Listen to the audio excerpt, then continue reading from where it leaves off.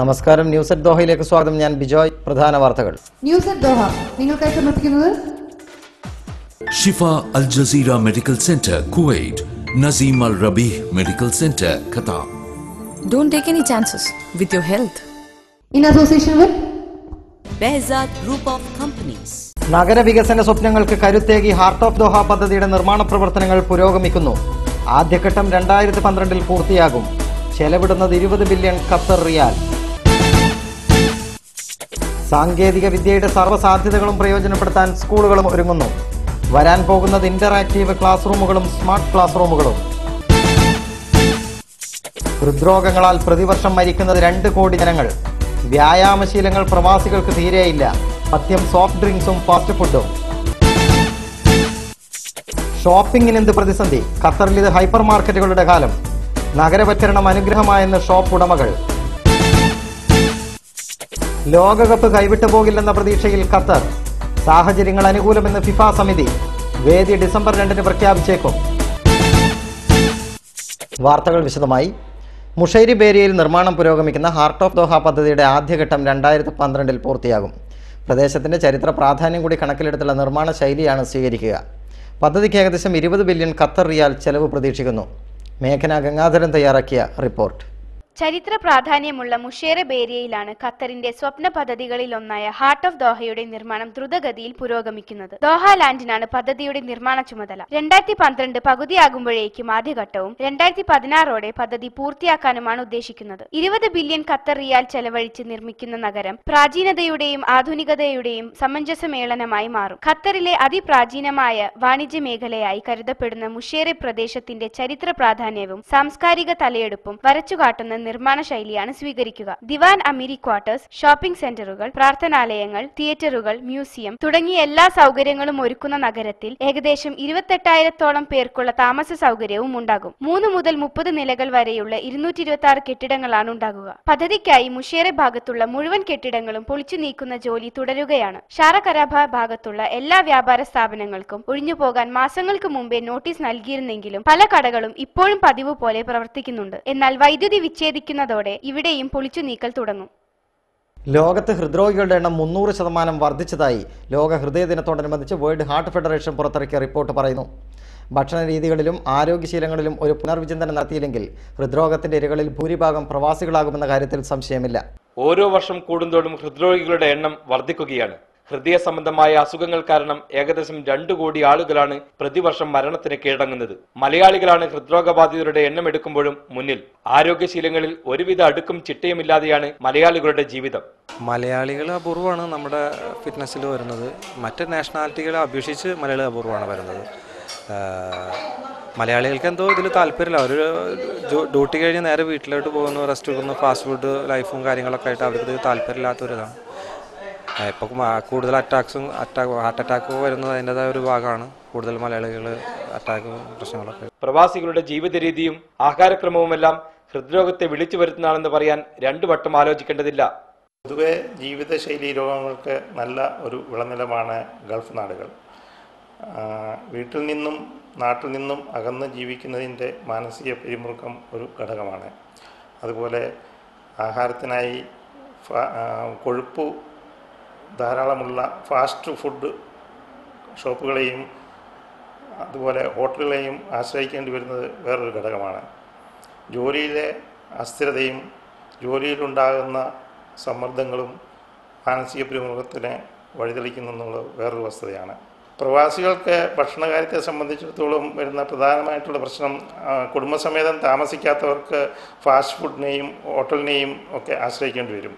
ഹോട്ടലിൽ സാധാരണയായിട്ട് കൊഴുപ്പ് കൂടുതലുള്ള രുചിപ്രദമായ ഭക്ഷണത്തിന് വേണ്ടി അവർ കൊഴുപ്പ് കൂടുതലുള്ളതും ഫ്രൈ ചെയ്യുന്നതുമായ ഭക്ഷണങ്ങൾ ഉണ്ടാക്കി വിതരണം ചെയ്യുമ്പോൾ അത് ശരീരത്തിൻ്റെ വണ്ണം വർദ്ധിപ്പിക്കാനും ബ്ലഡിലെ കൊളസ്ട്രോൾ വർദ്ധിപ്പിക്കാനും സാധാരണ ഇതിലെല്ലാം ഉപ്പിൻ്റെ അംശം കൂടുതലുകൊണ്ട് ബ്ലഡ് പ്രഷർ കൂട്ടാനും എല്ലാം തന്നെ സഹായമാകാറുണ്ട്. ഹൃദയാരോഗ്യത്തിനും പൊതുവെയുള്ള ആരോഗ്യത്തിനും വ്യായാമത്തിന് പ്രത്യേകം ഒരു പങ്കുണ്ട്.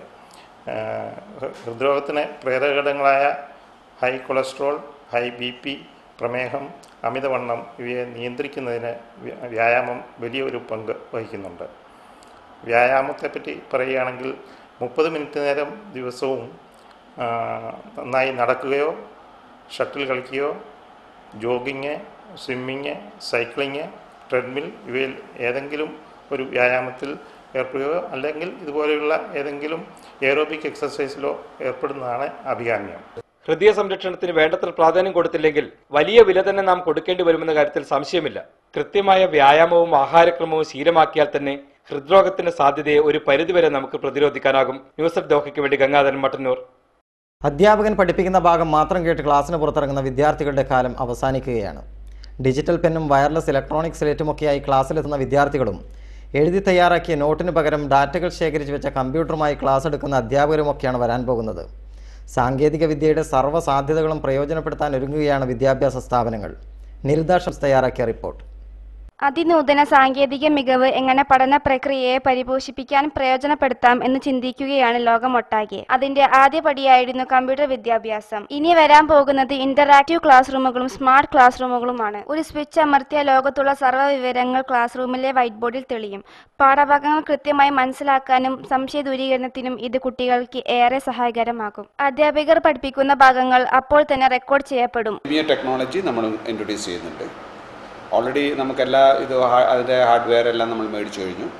ടീച്ചേഴ്സിൻ്റെ ക്ലാസ് നമുക്കത് റെക്കോർഡ് ചെയ്യാനും പറ്റും. What is happening there record ചെയ്തിട്ട് അത് ആഫ്റ്റർ ലേറ്റർ സ്റ്റേജ് അത് വീണ്ടും കാണാൻ പറ്റുന്ന സൗകര്യം ഉണ്ടാവും. CBSE ഐയിലാണ് ഞങ്ങൾ ഇൻട്രൊഡ്യൂസ് ചെയ്യാൻ തീരുമാനിച്ചിരിക്കുന്നത്. ഒരു ദിവസം ക്ലാസ്സിൽ ഹാജരാകാത്ത കുട്ടിക്ക് അന്നേ ദിവസം ക്ലാസ്സിൽ പഠിപ്പിച്ച ഭാഗങ്ങൾ അതേപടി എളുപ്പത്തിൽ ഗ്രഹിക്കാനും ഇതുവഴി സാധിക്കും. ഖത്തറിലെ ഇന്ത്യൻ സ്കൂളുകളിൽ ഇന്ററാക്റ്റീവ് ക്ലാസ് റൂമുകൾ അടക്കമുള്ള സംവിധാനങ്ങളാണ് വരാൻ പോകുന്നത്. MS ഇന്ത്യൻ സ്കൂളിൽ ഈ സംവിധാനം ഉടൻ നിലവിൽ വരും. CBSE ഇന്റർനാഷണൽ സിലബസിന്റെ ഭാഗമായാണ് ഇത് നടപ്പാക്കുക. ശാന്തിനികേതൻ സ്കൂളിലും ഇതേ സംവിധാനം നടപ്പിലാക്കാൻ ആലോചനയുണ്ട്. ഈ ഡിവൈസ് വെച്ചിട്ട് നമുക്ക് ഇന്ററാക്റ്റീവ് ആക്കി മാറ്റാം. അത് കമ്പ്യൂട്ടർ വഴി കണക്ട് ചെയ്തിട്ട് ഒരു ശരിക്കും പറഞ്ഞാൽ ഒരു സർഫസ് ടച്ച് സ്ക്രീനായിട്ട് ആക്ട് ചെയ്യും. അപ്പോൾ സ്റ്റുഡൻറ്റ് ക്ലാസ്സിലുള്ള നോട്ട്സൊക്കെ അവർക്ക് സേവ് ചെയ്യാം. സിസ്റ്റത്തിലേക്ക് ഓട്ടോമാറ്റിക്കായി സേവ് ചെയ്യും. നെക്സ്റ്റ് ഡേ വരുമ്പോൾ ആ ക്ലാസ് കുട്ടികൾക്ക് മിസ്സായിട്ടുണ്ടെങ്കിൽ വേണമെങ്കിൽ ആ പേജ് എടുത്ത് കൊടുക്കാം എല്ലാം. പിന്നെ ഈവൻ സൗണ്ട് വരെ റെക്കോർഡ് ചെയ്തിട്ട് സൗണ്ട് ആൻഡ് വീഡിയോ ടീച്ചർ ഇല്ലെങ്കിൽ പോലും ഒരു ക്ലാസ് ആ നെക്സ്റ്റ് ഡേ അത് വേണമെങ്കിൽ ഡിസ്പ്ലേ ചെയ്യാം. കുട്ടികളുടെ സുരക്ഷ ഉറപ്പുവരുത്തുന്നതിന്റെ ഭാഗമായും സാങ്കേതിക വിദ്യയെ പ്രയോജനപ്പെടുത്താൻ സ്കൂളുകൾ ആലോചിക്കുന്നുണ്ട്. ഇതിന്റെ ആദ്യപടിയായി ട്രാക്കിംഗ് സംവിധാനം ഒരുക്കാൻ ബിർള പബ്ലിക് സ്കൂൾ നേരത്തെ തന്നെ തീരുമാനമെടുത്തിരുന്നു. ടെക്സ്റ്റ് ബുക്കുകൾക്ക് അപ്പുറത്തുള്ള വിശാലമായ ലോകത്തേക്ക് കുട്ടികളെ നയിക്കാൻ സ്മാർട്ട് ക്ലാസ് റൂമുകളും ഇന്ററാക്റ്റീവ് ക്ലാസ് റൂമുകളുമെല്ലാം സഹായിക്കുമെന്ന കാര്യത്തിൽ സംശയമില്ല. വരാൻ പോകുന്ന മാറ്റങ്ങൾക്കനുസരിച്ച് തങ്ങളുടെ ഭാവനയും ലക്ഷ്യത്തെയും തിരിച്ചുവിടാൻ ഒരുങ്ങുകയാണ് വിദ്യാർത്ഥികൾ. നിൽദശംസ്, news at Doha. Qatar Shantiniketan സ്കൂളിൻ്റെ പുതിയ കെട്ടിടം വക്രയിലെ ബർവ വില്ലേജിൽ പ്രവർത്തനം ആരംഭിച്ചു. മിമിയോ ടെക്നോളജി ക്ലാസ് റൂമുകൾ, വിശാലമായ ലൈബ്രറി, ടെന്നീസ്, വോളി കോർട്ടുകൾ, ഇൻഡോർ സ്റ്റേഡിയം തുടങ്ങിയ എല്ലാ ആധുനിക സജ്ജീകരണങ്ങളോടും കൂടിയ കെട്ടിടത്തിൽ 2 മുതൽ 10 വരെ ക്ലാസുകളാണ് പ്രവർത്തിക്കുന്നത്. +1 ക്ലാസുകൾ അടുത്ത അധ്യയന വർഷം മുതൽ ആരംഭിക്കും. KG 1 ക്ലാസുകൾ മൻസൂറയിലായിരിക്കും പ്രവർത്തിക്കുക. Shantiniketan KG section and first standard classes are shifted from Doha Jadid premise to the previous school premise at Al Mansoura. All facilities for KG and first standard will be provided there. At the same time, we are planning to introduce a new KG in the special block in this campus also. Guidance and counseling. We strongly felt that among the expatriate families, a remarkable number of children are facing different problems like stress, tension and other psychological problems. Parents are approaching us for getting proper guidance. സ്കൂളുമായി ബന്ധപ്പെട്ട കാര്യങ്ങൾ വിശദീകരിക്കാൻ ചേർന്ന വാർത്താ സമ്മേളനത്തിൽ principal Muhammad Ismail, president KC Abdul Latheef, secretary KV Abdul Latheef, senior HM Vidya Jacob, junior HM Radha K Narayanan, KG head mistress Mehajabeen തുടങ്ങിയവർ സംബന്ധിച്ചു. സാമ്പത്തിക പ്രതിസന്ധി വലിയ സമ്മർദ്ദങ്ങൾ ഏൽപ്പിക്കാതിരുന്ന മേഖലകളിലൊന്നാണ് സൂപ്പർ മാർക്കറ്റുകളും ഹൈപ്പർ മാർക്കറ്റുകളും. ഖത്തറിന്റെ ഉൾപ്രദേശങ്ങൾ വരെ ഹൈപ്പർ മാർക്കറ്റുകൾ കൈയടക്കുകയാണ്. വൻ തുക നൽകി സാധ്യതാ പഠനം നടത്തിയ ശേഷമാണ് പലരും ഹൈപ്പർ മാർക്കറ്റുകൾ ആരംഭിക്കുന്നത്. 2000 മുതൽ ഖത്തറിൽ ജനസംഖ്യ വർദ്ധിച്ചുകൊണ്ടിരിക്കുന്നതായാണ് കണക്കുകൾ സൂചിപ്പിക്കുന്നത്. വരുന്ന 10 വർഷത്തിനുള്ളിൽ ജനസംഖ്യ ക്രമാതീതമായി വർദ്ധിക്കുമെന്ന കണക്കുകൂട്ടലിലാണ് പലരും സൂപ്പർ മാർക്കറ്റുകളിലേക്കും ഹൈപ്പർ മാർക്കറ്റുകളിലേക്കും തിരിയുന്നത്. ഖത്തറിൽ നിലവിലുള്ള വൻകിട ഷോപ്പിംഗ് മാളുകളെല്ലാം ബ്രാഞ്ചുകൾ വർദ്ധിപ്പിക്കാൻ ഒരുങ്ങുകയാണ്. കാരിഫോർ, ക്യൂമാർട്ട്, ലൂലു, ദേശമാൻ, ഫാമിലി ഫുഡ് സെന്റർ തുടങ്ങി ചെറുതും വലുതുമായ 100 കണക്കിന് ഷോപ്പിംഗ് സെന്ററുകളാണ് ഖത്തറിലുള്ളത്.